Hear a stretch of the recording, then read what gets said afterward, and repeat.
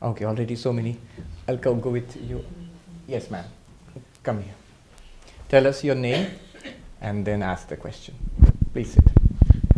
Hello, Swamiji. My name is Deepa. Namaste. I have a question.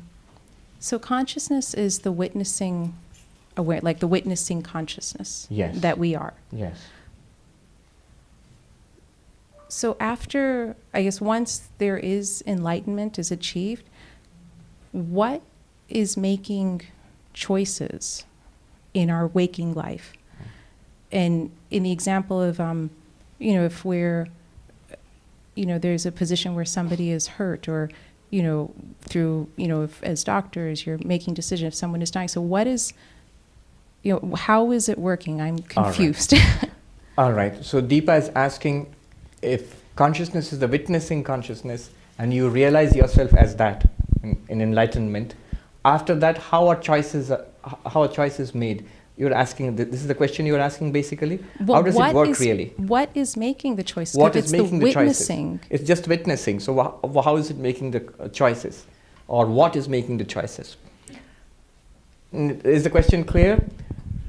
Now, one thing we need to understand is when Vedanta uses the word chit or chaitanya, which we are translating as consciousness, a clear distinction is made between mind and consciousness. Mind includes the intellect. The intellect is the one which makes the choices right now. Even right now, when you decide whether I'll do this or I will not do this. Somebody's hurt, I will help. How will I help?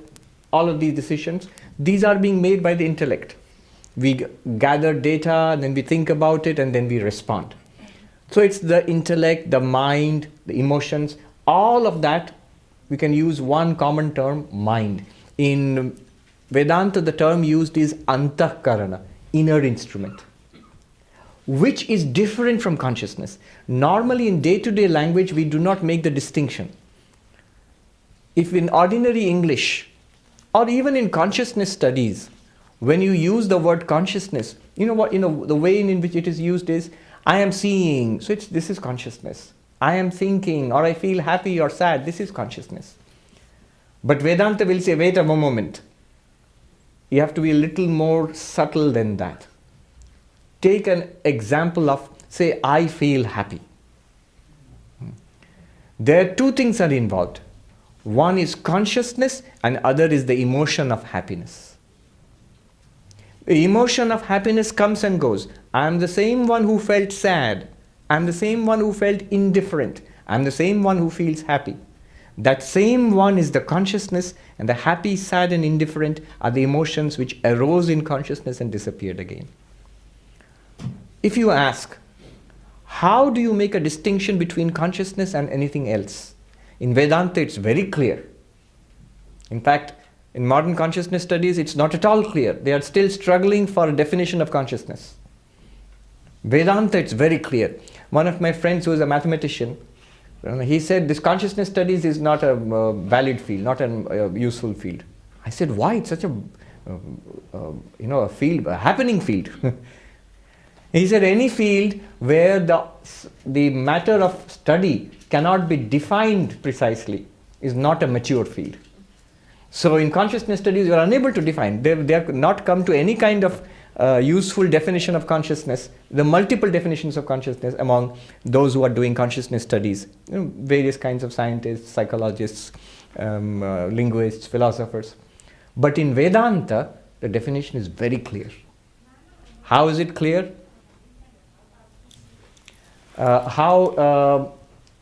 What is the definition? Anything that you are aware of, anything that is an object is not consciousness. Anything that you can classify as this, it's not consciousness.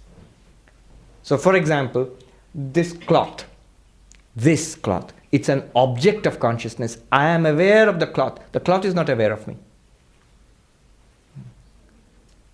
Consciousness is that which is aware. That which you are aware of is an object of consciousness.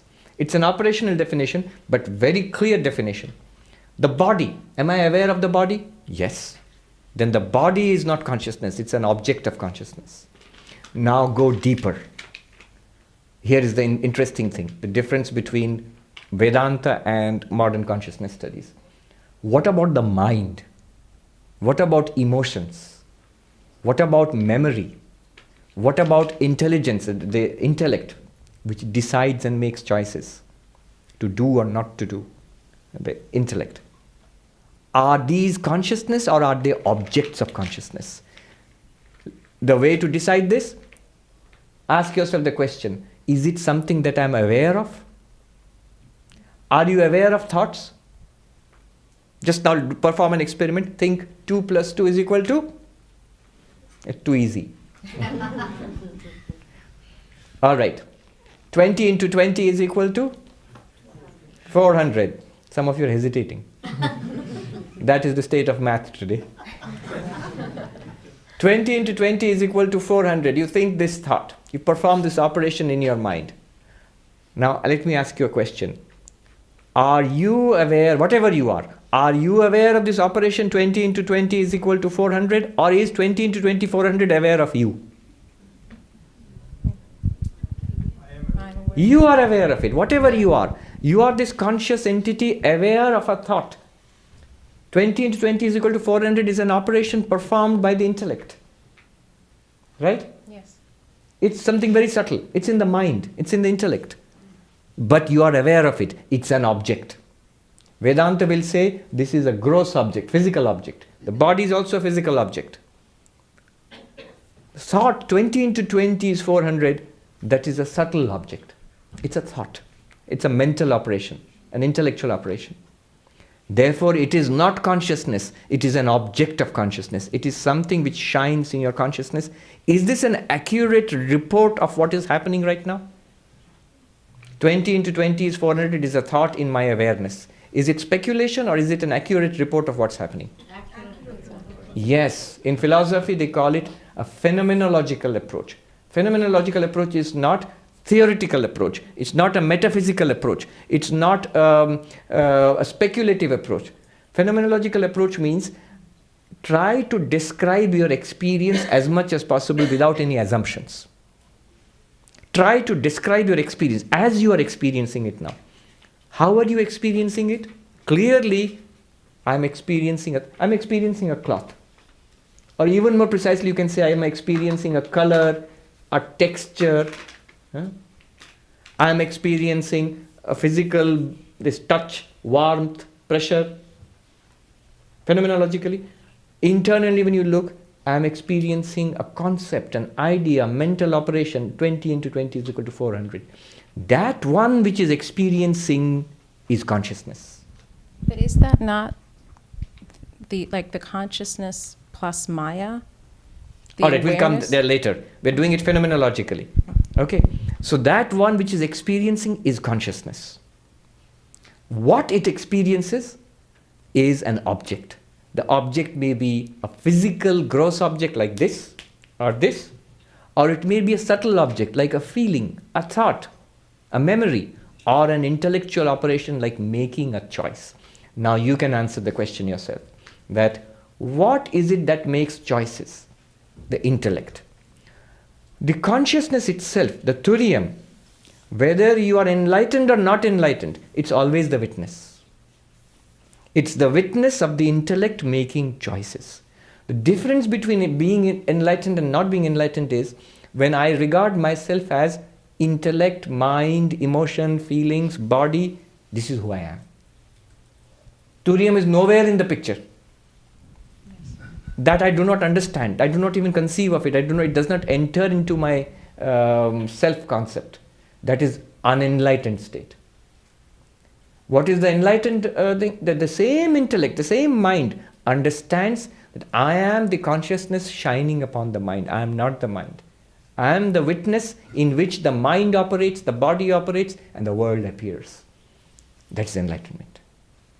I am not any of these objects. And these objects are not separate from me. They appear in me, the consciousness.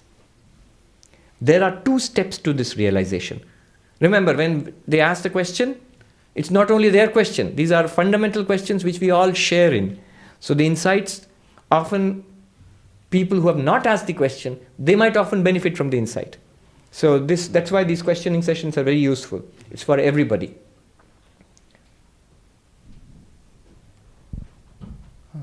So the witness consciousness, that shines upon the operations of these body-mind complex. The enlightenment has two stages to it, or two steps, or two aspects to it, let's say. First is realizing yourself as Turiya. I am not the world, very clear. Nobody thinks I am the chair or the table. But I am not the body also. Why not? Because it's an object. I am not the mind, the thoughts, emotions. Why? Because they're objects. They come and go. If I were the mind, happy mind, a feeling, I'm happy. If literally that were true, what are you? I am happy. The moment you are not happy, then you would be gone. If I'm tied to happiness, a happiness goes, it will take me along with it. But that never happens. I am there when there is happiness, I am there when there is unhappiness. I am there when there is indifference. Then what is that I which illumines happiness, unhappiness, indifference, and yet is none of them? It must be consciousness only. So that's the first step. I am the unaffected, unchanging, ever-present, never-absent consciousness, which illumines everything in my life, what I call my life. Step one. Step two is, all those things I said are not me, world, body, mind, are actually in me. That's the difficult step to take. They are not separate entities. They arise in me, the consciousness. They exist in me and shine in me, the consciousness, and disappear back into me, the consciousness. How do I understand this? One good way is to think of the dream example.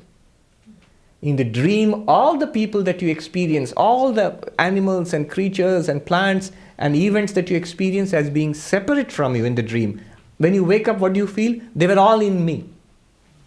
They were appearances in me, they shone in me, in my light, and they disappeared back into me.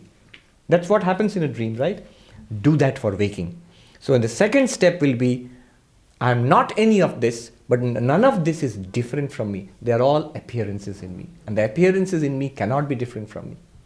Do the people and the events and the things that happened, places you saw in the dream, exist apart from the dream? No. They exist only when you are dreaming. According to Mandukya, the entire universe which is experienced, it exists only in the consciousness. It has no experience and no existence apart from that consciousness. This consciousness not only illumines the world, it also gives existence to your world. I'm using the words very carefully, to your world. So even after enlightenment, what will happen? The body will continue to walk around, the tongue will talk, and the mind will think, and the intellect will make decisions, choices. Yeah. Okay. Thank you. Yeah. I know it's a lot to swallow, but it's good to dwell upon it. And actually it's not very difficult. We have made it, thank you Deep. We have made it difficult because we have entangled ourselves with a part of the appearance. Like in a dream, one body appears which I say, I am this one, and everybody else is separate from me. Consciousness is not bound anymore. How do we get bound? How did we get into samsara? It is only when consciousness imagines or conceives with the help of the mind that there is something separate from itself and then establishes a relationship with it.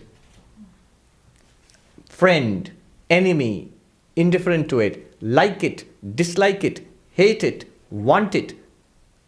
All those what is it? That's all of that is nothing other than you, the consciousness. But I have imagined that it is separate from me. Now I run after it or I run away from it. Then samsara starts. Mandukya eliminates that. Please come. Yes. Can I just stand and talk? No, they'll record the things, so you have to take the trouble of coming here. Come. Tell us your name and then ask the question. I'm Kuntala and I've come from Long Island. You have to use the microphone. Speak Hi, into it. sorry. Yeah, my name is Kuntala. I'm from Long Island and I'm very glad to be here. Just continuing with the other thought. Yes. our life, or what we experience in this world, is a manifestation, of our mind. Or so how come if we are manifesting this world, then how come all of us have the same manifestation? We all see the same flower. I mean, how come it doesn't appear differently because we have different thoughts or whatever? There is some unification in our experiences, and yet, when we think of ourselves as a consciousness and manifesting our world, like they say, whatever you think, you project, and that's what your life becomes. So how do you reconcile both these concepts? This is a standard question. The question is like this, that even if you give a dream example, in each of our dreams we have separate dreams. If I understand that our dreams are our projections of our own minds, but if the projection of our own minds, then each mind projects a separate dream. But if this is like a dream, how is it that we are all having the same dream? Okay, I'll give you the answer that Mandukya gives first, then we'll come down one step and be a little more reasonable. You know what Gaudapada would say when you ask this question? This question is asked, and Gaudapada's answer is, you can ask the same question in a dream. In a dream, suppose this were a dream. You can ask the question, how is it that we are, in a dream we would not understand it's a dream, we would think it's a waking world. You are saying it's a dream, but how are we all experiencing the same dream? Because it's one person's dream only. That person has divided himself or herself into so many people, and they seem to be experiencing different things, and are different people, and they are experiencing the same dream, and one of them comes and asks the question. Suppose you are sleeping in your bed and dreaming all this. You have not yet come to Vedanta Society or in Long Island, or you're in the car and you're dreaming this. You're sleeping, dozing off and dreaming this. And you're asking the question to the Swami, how is it that so many different people are dreaming the same thing about Vedanta Society, being in the same common reality? Well, that's because you are dreaming it up, the whole thing. That would be the answer in the dream. In this in the context of Mandukya Upanishad, it is one consciousness alone, which appears as Kuntala, as Swami, and the other person as him or her, or all the other billions of people. In one consciousness alone, so many beings arise. And there they share a common reality. Because that common reality is projected in one consciousness. You know why this question seems to arise, why this seems to be a difficult question? It's because when you hear that I am projecting this world, what is that I you're talking about? If it is only Kuntala, this person, we are never saying that this person, this particular waker is projecting the entire universe. Rather, this waker and all the other wakers and all of us together are projections of one Turiyam, which you really are. As Turiya, the entire universe, including all of us, including Kuntala also, is appearing in that consciousness. Then it is more acceptable. What is more difficult to swallow is that I, Kuntala, I am this little person from Long Island. How is it that you're saying I am projecting Long Island and all of the people in it, and all of us are experiencing the same thing in my dream? My ordinary dreams are shared by nobody except me. How is it that this dream is being shared by millions and billions of people? It seems difficult because you are one person in the whole projection, and you, as that person, you are not the projector of the whole thing. As the Turiyam, as the pure consciousness, somebody mentioned Maya earlier. Deepa mentioned Maya. So the whole theory is that through Maya, that pure consciousness projects this entire universe. But that answer I'm trying to give, being a little more reasonable, bridging it. But you know what Gaudapada would say? He would say you would ask the same question in your dream. You as Kuntala, when you have a dream, suppose in a dream there is a Mandukya discussion. It would be a nightmare, I think. A Mandukya discussion going on. Imagine this. Mandukya discussion is going on, and the teacher says the whole thing is a projection. It's like a dream in which we are all acting like King Janaka's dream.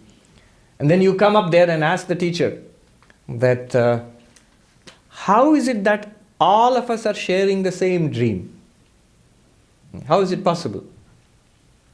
And the next moment you wake up sitting in your bed in Long Island, you realize it was all my dream anyway. The same thing is possible in your dream, right? This question which you are asking. And it would be your dream. And Gaudapada is not reasonable. He insists this is also exactly like that. Gaudapada insists there is only one person, and that only one reality, one consciousness, and that consciousness itself is you, Kuntala, who are dreaming up all of this. So we are all in your dream. It's not that. Yeah. You are the only reality. In that case, actually, the Upanishad would say each of us is the only person. Remember, all of these are techniques of taking you to the reality. They are ways of pointing you back towards the Turiyam. Once you get that Turiyam, these questions will not matter so much. All right. I hope that at least confused you a little more. All right, next. Please come. Yeah, please come. And there was another person at the very back who was raising his hand. Yes, be ready to come next. My name is Girish, and this is from an immature understanding perspective, as you put it. I get it. Everything is Brahman. In that case, what is the significance of karma in this whole thing? Isn't the idea of karma incompatible with this paradigm, in the sense that if Brahman is everything and the doer is Brahman in that sense, and nothing attaches to Brahman, how does karma work into this? Right. It's a good question. Girish is asking about the role of karma and what we just talked about. Brahman or Turiyam being the only reality and everything else being an appearance, and nothing attaches to Turiyam. It's super Teflon, nothing sticks to it. So how will karma stick to it? And attached to this are serious questions of morality and immorality and reward and punishment, and so many things follow from this question. So it's a deep question. Now, the acts of individuals and the results of those individual acts, all of this is karma. What is karma? The law of karma. The law of karma is action has its results. Actions have consequences. Good action, dharma, results in what is called punya, merit. And that punya gives a result, sukha, happiness. Bad action, what we might consider evil action, consciously done, when one is consciously naughty. So, adharma, that results in what is called papa or demerit. And the result of that papa is dukkham. So this is the law of dharma, of karma. Dharma, punya, sukha. Good action, moral action, ethical action, results in merit, results in happiness. Adharma, papa, dukkham. Evil action, immoral action, unethical action, consciously done, generates what might be translated as sin, demerit. And the result of that will be unhappiness. This is the law of karma. And who owns this karma? The agent, the person who feels, I did it. I am the doer. Who is this person? In our present context of Turiyam and the three aspects of the self, it's the waker. Right now, the waker. However much we may do philosophy, if I do something nice, I feel good. If I do something naughty, afterwards I feel guilty. So I own the action and I seem to get the results. Now, this waker is not the ultimate reality. According to the Mandukya Upanishad, you are not really the waker. You are really Turiyam, who appears as the waker and functions as the waker. The waker is not ultimately real. If the waker is not ultimately real, then the waker as the agent of action cannot be ultimately real. If there is no ultimately real agent of action, there cannot be any real karma also. No real consequence also. This is what he is asking. And the straight answer to that is yes. Shankaracharya, in one of his commentaries, you see, this is a very profound thing, because whole of Hinduism, Buddhism, Jainism, Sikhism, all the Indian religions are explicitly based on the law of karma. All of them accept, in spite of their vast internal diversities. Buddhism does not accept God. It does not accept a permanent, unchanging self. Ishvara, Atma, no. But it accepts law of karma. And what this Mandukya does is, it smashes the law of karma to bits. It gets rid of the law of karma also. Shankaracharya says, correct. Ultimately speaking, the law of karma is not right. Ultimately speaking. Just as the laws of physics are not right. Ultimately speaking, yes. In what sense? What Advaita does is, it divides reality into 3 tiers, 3 levels of reality. There is the ultimate reality, which it calls Paramarthika, the absolute reality. There is a transactional reality which we inhabit, which is this waking reality, which it calls Vyavaharika, transactional reality. And then there is a level of illusion, error, dream, which it calls Pratibhasika. Example, right now, this reality which we inhabit, Vedanta would call it Vyavaharika, transactional, empirical, relative reality. The dreams which we have, the snake which we see by mistake on a rope, the water which we see by mistake in a desert, in mirage, illusions, or the dreams, they are called Pratibhasika, illusory. And Brahman alone is Paramarthika, or Turiyam is Paramarthika, the absolute. What Vedanta is trying to do is to shift us, shove us from this empirical reality, identification with the entities of empirical reality, into the Paramarthika, the reality, Turiyam. It's like, suppose this were a dream, our dream, and somebody in the dream comes and tells you, look, all this is, we are inhabiting a dream. The reality is you are sleeping on your bed and imagining all this. Now the bed and you sleeping on it and imagining all of it, that's nowhere part of the dream. If somebody comes and tells you, you are actually on your bed and imagining all this. Now if you go around in the dream searching for the bed and where am I sleeping and where am I imagining all this, you will never find it in the dream. But that's the truth. That's the ground of this entire dream. Similarly, this entire Vyavaharika Jagat, this appearance, world of appearances, transactional world, is grounded in the absolute, which is Turiyam. Law of karma applies in Vyavaharika, in the relative world. It does not apply to the Turiyam. Vivekananda put it in a very simple way. Good, good, bad, bad, and none escape the law. Law of karma, moral action, you get good results, happiness. Immoral action, you get bad results, unhappiness. And none escape the law, he says. Then, but whosoever wears a form wears the chain too. Wears a form means whoever is identified with a body and mind, this body and mind, is also identified with the chain which is tied to this body and mind. What is the chain? It's the chain of past karma. The load of our past deeds and misdeeds is upon us, though we know it not. It's continuously giving results in the form of our pleasant and unpleasant experiences through our days and months and years. So that is the chain which we are tied to. Now what does Mandukya say and what does Vivekananda say? Next line. But far beyond name and form, body and mind, far beyond name and form, is Atman ever free, or in our language, is Turiyam ever free. No, thou art that sannyasi bold. Say Om Tat Sat Om.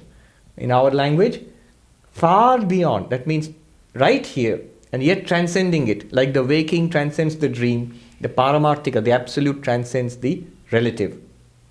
Is Turiyam ever free? No, thou art that.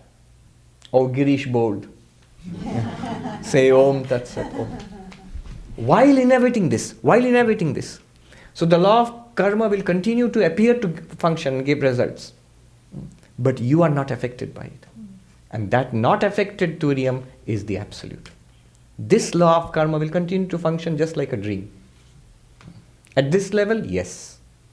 But at that level, the deeper level, the reality itself, no. A follow-on thing, Yes. which is that so karma exists at the waking level, if you would, Yes. and so do the laws of physics, Yes. and so to the enlightened man, if you would, or person, the laws of physics wouldn't apply. Wouldn't apply as Turiya, not as this waking person. I'll give you an example. Once Swami, it's very the happily named Swami Turiyananda, because we are talking about Turiya. Swami Turiyananda was a disciple of Sri Ramakrishna. Once he was there with an American Swami, Swami Atulananda, and they were on their way to a pilgrimage in Hardwar or somewhere, I forget. And they camped one night with a lot of other pilgrims in a hut. And this is in the reminiscences of Swami Atulananda. Swami Turiyananda was a great Vedantist. So there was a discussion on Vedanta, and there were pilgrims sitting all around a roaring fire at night. It was winter. Then one of the gentlemen challenged Swami Turiyananda. He was saying all this is an appearance, is a dream. So your body is a dream, this fire is a dream, and this experience, what you're experiencing now is just an appearance. You are the unchanging consciousness. So can you put your hand in this fire? And Turiyananda said immediately, Atulanji records, he got excited immediately and stood up and said, yes, I'll thrust my hand in the fire. It will get burned, but that does not affect me, the witnessing consciousness. And he was about to jump into the fire when people rushed and caught him and pulled him back. Now you see, it does not violate common sense or physics. But what it says is, I have recognized myself as the witness consciousness. The body and the fire are at the same level of reality. So the fire will burn the body. The laws of physics and chemistry and biology will act upon the body. And the mind too. But I, the witness consciousness, I am not the body and mind. It's as simple as that. Somebody asked, I think it just yesterday Bill pointed out, a famous story about Dr. Johnson, Samuel Johnson, I think, and Bishop Berkeley, who was the subjective idealist, who said everything that's different from Vedanta, but it's still, he said everything is in the mind. The world exists because I experience it. And then Samuel Johnson, he says, I refute it thus, and he kicked a rock. See, there's a resistance, it bounces, it hurts my foot. So this is real, how is it in my mind? But don't you think the same thing would happen if you do it in a dream? In a dream, which is entirely in your mind, if you go and kick a rock in Central Park, will the dream rock not hurt your dream foot? It will. You might even utter a dream ouch. That does not make the dream rock any more real. At the same level, they act on each other. But the great discovery of Shankaracharya, what the great insight is, that which is at a lower level of reality does not affect the higher level of reality. So, whatever happens in the dream, Janaka lost his kingdom, was wounded, humiliated, frustrated, in despair. In the dream, when he wakes up, none of it has affected him. I mean, still, his heart may pound a little bit, but he will say, oh, it didn't happen. Of course, philosopher, yes, satya, wo sach. But the dream did not affect his waking. All the things which went on in the dream had no effect on the waking, because the waking is a higher level of reality than the dream. Shankaracharya says, not one grain of sand in the desert can be made wet by the water of the mirage. You can see a whole oasis of water. It will have no effect on the sand of the desert. It remains unaffected because they are not at the same level of reality. An unreal oasis can exist with a real desert. An unreal snake can coexist with a real rope. An unreal defeat in the battle can coexist with the emperor retaining his empire and being very happy in the waking state. Unreality and reality have no clash. But does the real level of the higher level of existence, does it affect the lower level of experience? Yet it does. How? It forms the basis of that. Unless you are a waker, you cannot go to sleep and dream. Unless there is a real desert, the false oasis mirage cannot appear. Unless there is a real rope, the false snake cannot appear there. Similarly, This rope or the oasis or the desert or the waking, all of this is based on a yet higher level of reality, which is pure consciousness, the non-dual consciousness, Turiya. This cannot affect that, but that gives this existence. And that thing which gives this existence, that is what you are, really. Once you know that, you will continue to inhabit this very happily. You will not be affected by the problems here. Then this itself, there are beautiful verses. Nandanavanam, this itself becomes the garden of the gods. In Nandanavanam is supposed to be in heaven, the garden of the gods. This world, samsara of terrible ills and frightening samsara, becomes your pleasure garden. Neither disease, nor disappointment, nor frustration can affect you. Could you let me know when the food is ready? Thank you. Thank you. I'll just a minute. Hold the question. Yes, the gentleman had a question. First was supposed to be answered. Yes. Yes. Please come and ask the question.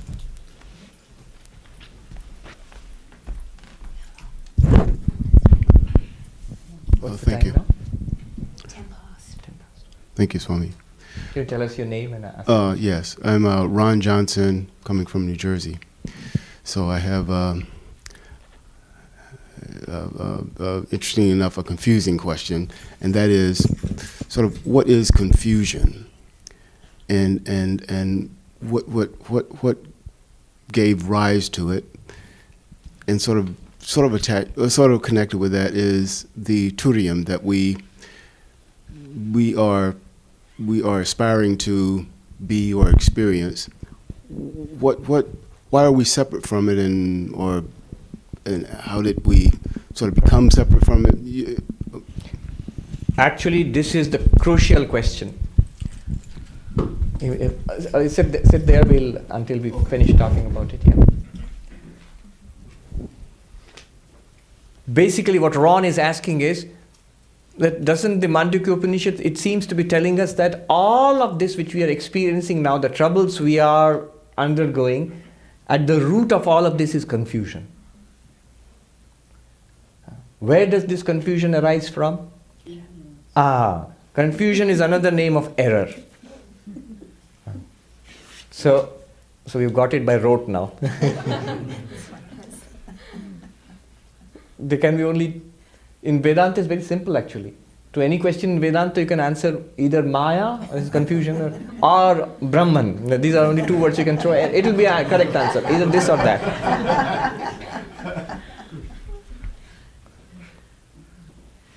I remember when I was a very little kid, a cousin of mine, a sister, we were all being taught basic arithmetic by our grandfather, who was a strict disciplinarian. And she didn't get it at all. I still remember. He posed a problem and said, "What are you going to do here?" There are only a few options. And she looked at his face carefully and said, "Add?"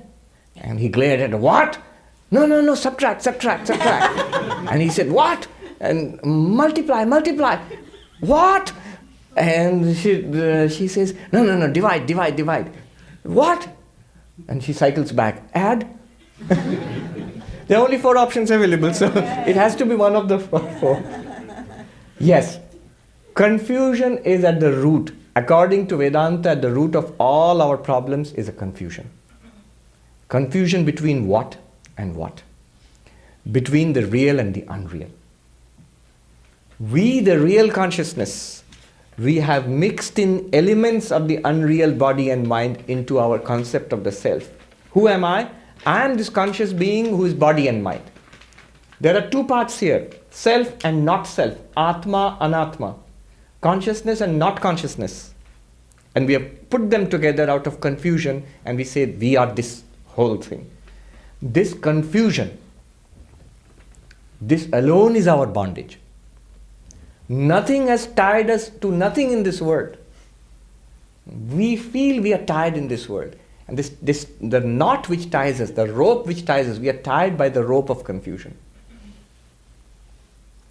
So, untying this rope of confusion requires us to remove the ground of this confusion. What is the ground of the confusion? The ignorance of our real nature, Turiyam. Once we realize the ignorance that we are Turiyam, then the mind and its confusion, they all become objects to be seen separately from us. And we are free of it. The whole of Mandukya Upanishad, and indeed the whole of Vedanta, is nothing but clearing up the confusion. There is no physical bondage, nothing which ties us actually to this body, or to this mind, or to this waking world. We are always, all the time free of it. But only thing that seems to bind us is our own confusion. In Hindi, I'll tell you and then translate. And Swami put it very beautifully. He would look at us and smile and he would say, "To bandhan kya hai, Mahatma ji? What is bondage? What is bondage?" And he would give us the answer, "Bevkufi matra." In Hindi, it's a more pungent word. Confusion is a better word. Bevkufi means stupidity. Our only bondage is stupidity.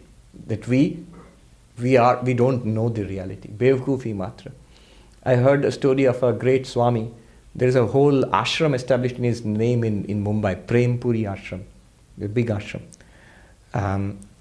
When he became a monk, in his old age, after he had been like a traditional Hindu, married with children, and then afterwards he became a monk in his old age. He wandered in the Himalayas, desperate for enlightenment, liberation. One day he was sort of sitting sadly under a tree, and this old lady came up and said, "My child, why so sad? What is your problem?" And this newly minted monk, he said, "I want to be free of bondage. I want to be free. I want to be enlightened. I want to be free." The lady said, "You want to be free? Show me your bondage. Show me your bondage. What are you in bondage to? What are you attached to? What are you tied to? Are you tied to your wife?" And then he said, "No, she died." "Are you tied to your children?" "No, they grew up and went away." "Your house, your property?" "No, that's all gone. I've given it up. I'm a monk." "What are you tied to? Are you tied to the body?" "No." So this child, a young man, an old man, and now it's an old man's body, it will age and die. How are you tied to it? It's changing before your own eyes, before your own experience is changing. Are you tied to your mind? Imagine the mind you had as a little boy. Imagine the mind you had as a young man who wanted to get married, get a job, and have a family life and enjoy life. Are you tied to the mind of the middle-aged person who had a wife and children and affairs of the world and a lot of anxieties? All those minds have gone. Now you have the mind of a monk. You have renounced the world and trying to find God and enlightenment. This mind also will go away. Every day in the night it goes away. When you go fall asleep, it goes away. You are not tied to the mind also. Where are you tied? Show me your bondage. Our only bondage is confusion. In Vedanta, they give a nice example. I'll give you the example, we'll end with that. The example is that there was, in India you have the traditional washermen who carry the clothes, our clothes, you give them to wash, they put it on a donkey, they will take it to the river, and then you should not see how they treat your clothes.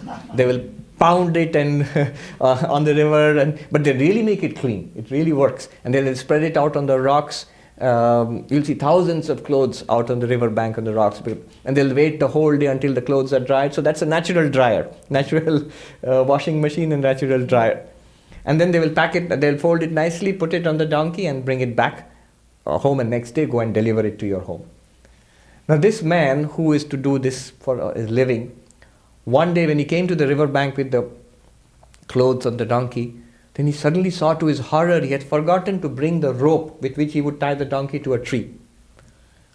Now he would have to go all the way back home, because he can't do his work if the donkey is untied. It will just wander away. And he's a poor man. He can't afford another donkey. It's like getting a new SUV or something.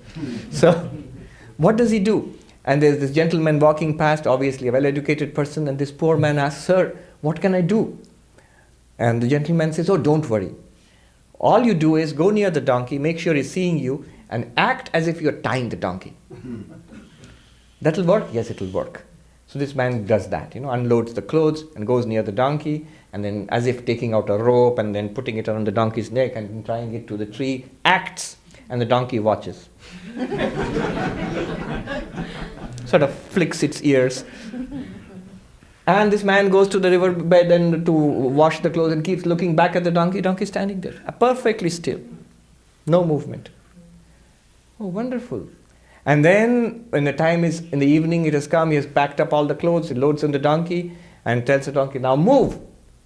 The donkey doesn't move. Now how do I get the donkey back home? So he rushes to the house of that gentleman who lives nearby and says, Sir, you told me a good thing, but what black magic is this? The donkey doesn't move. And the man says, don't worry, just pretend you are untying the donkey. And he goes there and he unties, pretends, and the donkey is watching. And then he says, move, and the donkey moves. We are not tied. We are nowhere there is any bondage. We are not tied anywhere. But we think we are. And then we suffer. What Vedanta does is, it generates that bondage and then it unties it. Then we get the feeling we are now free. What does it do? It tells you, here's the waker, the gross aspect of the self, here is your waking world, tying the donkey. Then the dream, is the dream world, and then deep sleep from which emerges the dream and the waking, and this is nicely tied donkey. Then it comes and tells you, you are not the waker, not the dreamer, not the deep sleeper, you are the unaffected witness of all that, untying the donkey, and lets you free. If you really think about it, you realize that I never was in bondage. When one gets enlightened, it's an interesting thing in Vedanta, when you realize, when you get enlightened, you don't feel that I was in bondage, now I am enlightened, I am free. Rather, you feel I was never in bondage. I was always free. I didn't realize it, now I realize it. That's all. Then this very question of the confusion itself will not come. If you ask the question, his precise question was, where did the confusion come from? There is no answer to that. Where did error come from? Ignorance. Where did ignorance come from? No answer to that. But the practical problem is it's there and you can get rid of it. That's a very good note to end the discussion on. I know there were other questions. We can take that up later on, downstairs. Thank you very much. Thank you.